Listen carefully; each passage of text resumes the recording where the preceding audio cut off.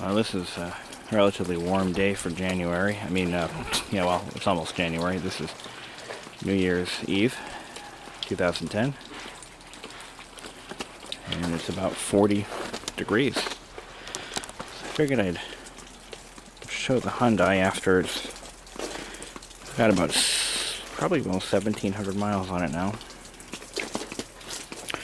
So far, no scratches or dents.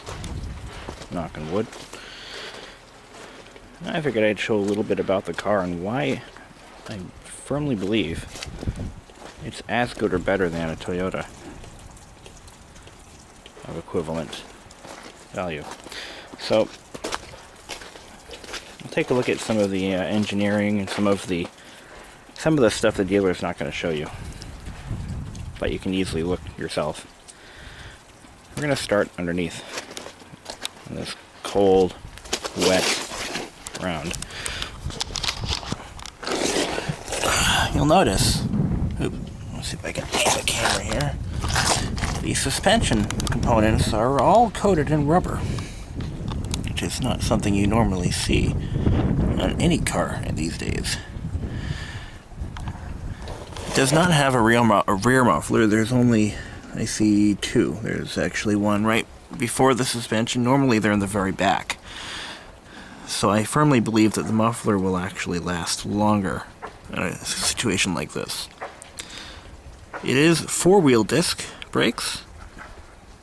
It does have them. There you go. There's the rear caliper. You'll notice the rear calipers are chrome in this car, and there's a reason for that. I'll tell you in a little bit. It does have a rear stabilizer bar, so it's fully independent front and rear suspension, is my point. There's the coil spring for the rear. Normally they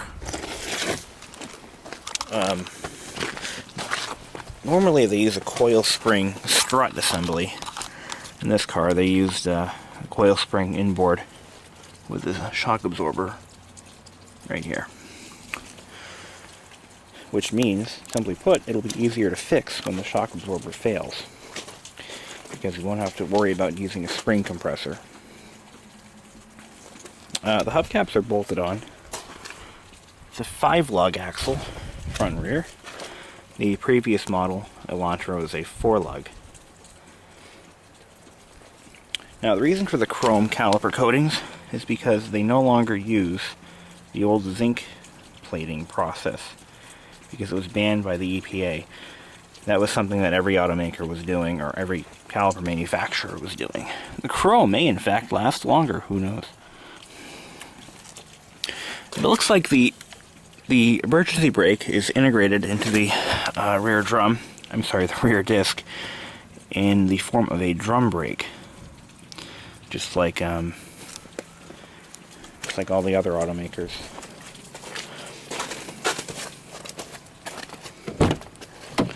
So far the car's holding up pretty well. No squeaks, no rattles, nothing out of the ordinary. The interior still looks brand new.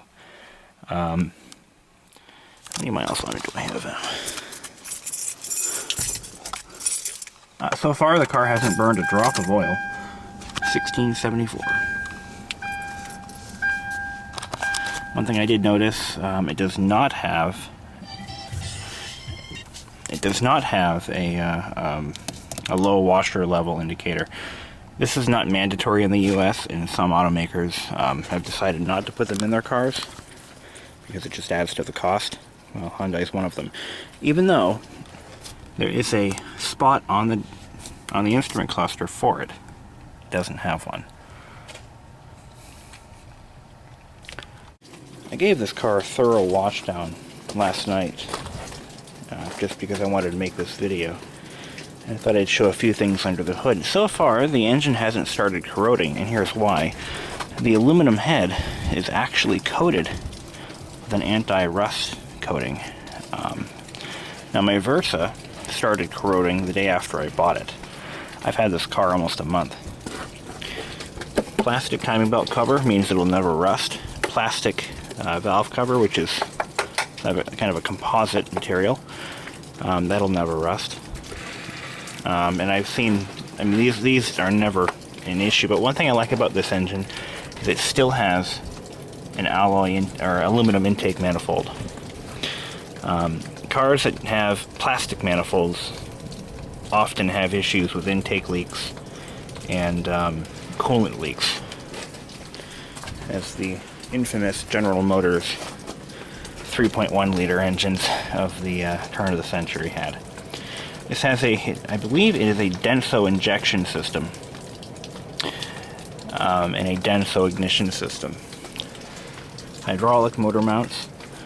I like the casting quality on these parts because it just looks like it was done properly. I've seen some Nissan products with very poorly casted parts under the hood. It just didn't look so good. You can see the motor mount is mounted to the unibody in this fully boxed section. The steel thickness isn't too bad. As you can see, the car is painted under the hood. Some cars are not. This one is. Here's the hood pin switch for the alarm, the factory alarm. Coolant container, overflow container, and reservoir, windshield washer reservoir, with these nice hinged caps. My Nissan had caps that just came off and you'd lose them.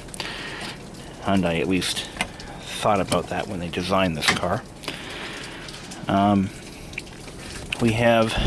This is one of my favorite features of the whole car. The upper and lower radiator supports are a composite material. This is, I guess you could call it plastic, but this is not the same plastic that your MacBook is made out of. This is a composite material that will never rust, and the upper and lower radiator mounts are built the same way. Now, some of you might be thinking, well, what about crashworthiness? The truth is, these parts don't really have any structural significance, because there is a subframe that supports the engine and suspension, as well as supports the boxed sections of the unibody in line. The front radiator supports, upper and lower, just support the headlights, radiator, condenser, and bumper and front fascia, and are the first things to break in an accident. So whether they're metal or plastic, they'll have to be replaced anyway. At least with a plastic one, it'll crack, and there's no way the body shop is going to try to reuse them. So that's a good thing. When my Versa was hit, it was a very minor collision, but the radiator supports were a mangled mess, and the body shop actually wasted time straightening them out when they could have just replaced them. So, good going Hyundai on this one. Also, rust is a major problem in New England, and those are also usually the first things to rust. So I will never have that problem on this car. Transmission is your basic four-speed electronically controlled automatic with overdrive and lock-up torque converter. It's a little bit unnerving when the torque converter unlocks and locks. You can feel it. I don't like that. I am not entirely pleased with the performance of the transmission, but it's not defective or anything. It's just I don't particularly care for automatic transmissions, to be honest with you. But I couldn't buy one of these with a manual with the features that I wanted. In fact, I hate automatic transmissions with an all-consuming passion. Okay, one more thing about that transmission. It uses a very special fluid that only Hyundai, Kia, Mitsubishi, and maybe one or two other manufacturers use. It's called SP3. Do not ever try to put ATF in this transmission, or I'm sorry, Dexron Mercon. It will be the very last thing you do before you void your warranty. Here's the underhood fuse and relay box. You see it uses the micro fuses and a full array of Omron relays, so they're not using any cheap Chinese junk in here. Here's the ECU. It is a vacuum mount. A vacuum filled, or no, yeah, vacuum sealed unit. It's in a nice galvanized steel case with an aluminum back. Here's the way down here. You can see the Bosch ABS unit. Yes, they actually use a Bosch ABS unit. That's living proof that Hyundai is, in fact, a fairly decent automaker, because they're not using a ton of off-brand parts like other people are thinking. They use the real stuff that everybody else uses. Some stuff is made in-house, others are not. One thing I like about this car is it actually has a traditional cable-operated throttle with an electrically operated cruise control that runs to a cable to the throttle mechanism. Same unit used by Kia, Hyundai, and Mitsubishi. I'm not sure who makes the unit, but I guess it doesn't really matter right now. Down there you can see the power steering rack. The electrically operated power steering control unit is under the dashboard, where it should be.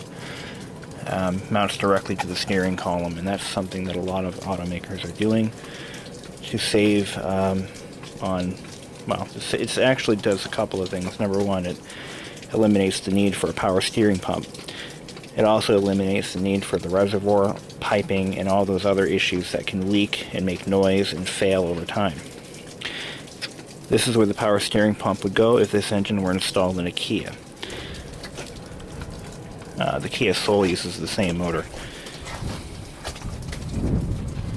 Underneath, I'll show you the aluminum finned oil pan. Yes, it has one. I'll do my best to show it here. There it is.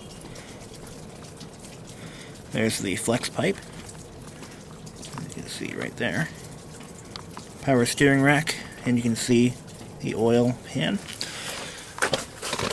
Transmission pan is right there. Filter is in the pan. The previous version of this car actually had a spin-on oil filter that was somewhere right around here. I know my grandmother had one in her car. There's the front motor mount. Another hydraulic unit. Actually, that looks like a solid mount to me. This is the hydraulic one right there, and there might be another one in the back there. This is like the pivotal point, and there's the three-way catalytic converter. It only has one cooling fan. Some cars with AC have two fans. This one has one large fan, and you can see there's automatic transmission cooling lines. And the cheap generic battery that they installed at the factory, which will probably get replaced next year. I did add some corrosion preventer rings. Nice hinged battery cover, I like that, or a terminal cover. Much better than what they used to do in the old days. But there you see the, I added those to prevent the terminals from corroding when the battery starts leaking, and I'm sure it will. It's a cheap battery. Strut tower. Okay, I'm going to try to show you under the dashboard. You can see how they ran all the wiring. It's all very simple. There's a ton of room under there, so you can add anything you want, like a remote starter and God knows what else. Just take a good look under there. As you can see right in front of you, you've got the power steering unit. There's the ECU port for the diagnostics cable, power steering knuckle and shaft. Okay, and that's pretty much it. And up inside there's just more wiring. Like Chrysler, Hyundai decided to put the fuse box here in the side of the dash panel. There you can see all the support members for the dash. Here's the legend. Go ahead and start the motor.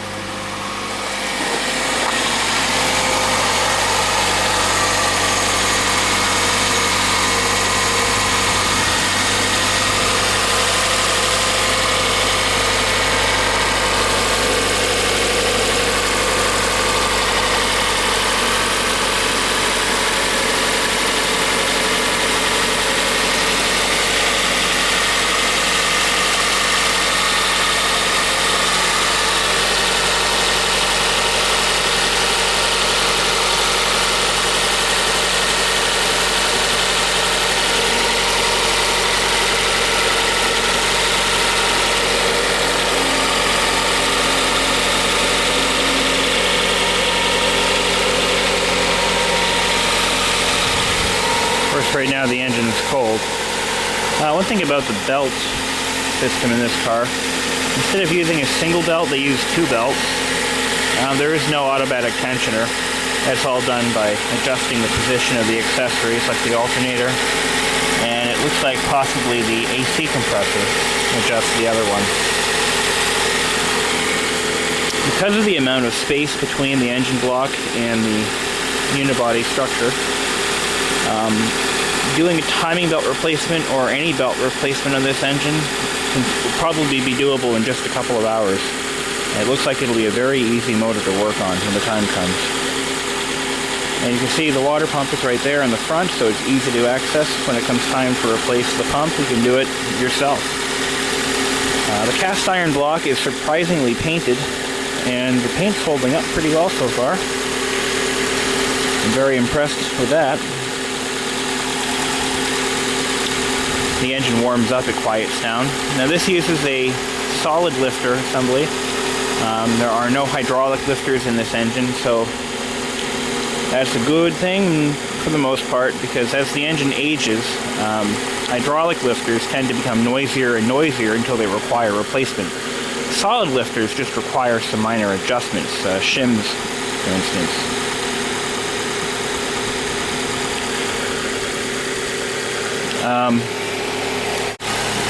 Hyundai is still quite old-fashioned in their ignition systems.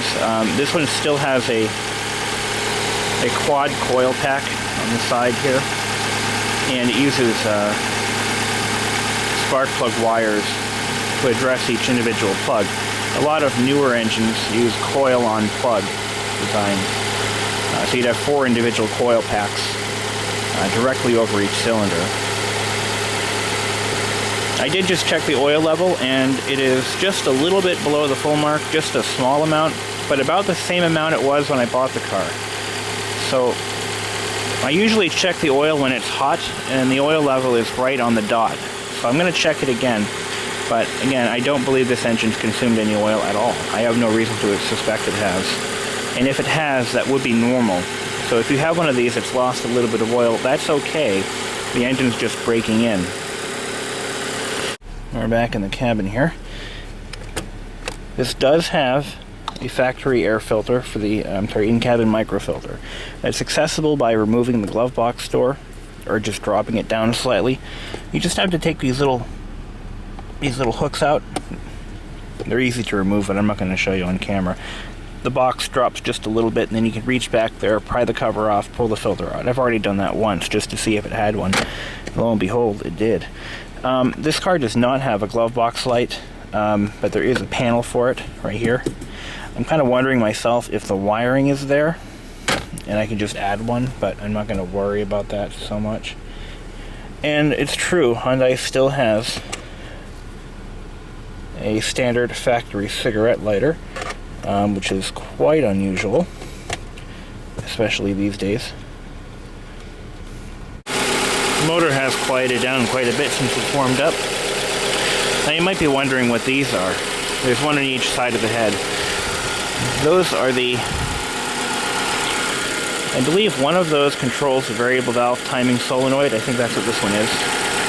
What it does is it opens up the oil passage, which allows the cam, it actually forces the oil into a cylinder that moves the cam over just a little bit, which is how it adjusts the intake side of the variable valve timing system. This does not have a variable exhaust cam. It's a fixed position cam as far as I understand. This one is your camshaft position sensor. And of course we have the range sensor on the transmission. So if your dealer says you need a new range sensor, that's it right there. And what that does is it tells the computer what position the gear shift lever is in.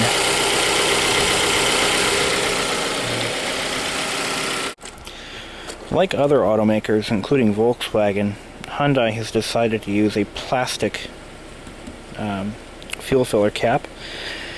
I was on the fence about that at first, but then I realized, well, it's plastic. It'll never rust. So You know, that could be a good thing.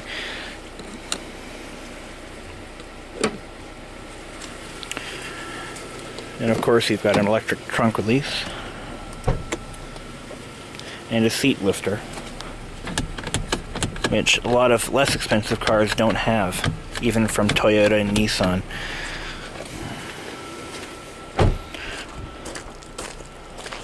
You've got a typical sickle style trunk hinge. That didn't sound good. Anyway, these are kind of old-fashioned now because a lot of automakers use a flip lid style. The hinges are actually mounted in here and the trunk just opens up. But this is just an old-fashioned hinge style. I did get this car with a factory all-weather trunk mat, which is nice. And these levers here unlock the rear seat. So you can't unlock the rear seat from inside the car. But you just pull this and the seat back just folds open like that. It's kind of nice. Of course, the GLS model has a rear armrest with cup holders and rear seat pockets. One thing I don't exactly like about this car that doesn't drive me nuts, but I can live with, it has hard plastic door panels. Only the SE model had the padded door pads, but I guess they've got to skimp somewhere, so that's where they skimped. And another feature that the dealer may or may not show you is these headrests are fully adjustable. They go forward and back, like that.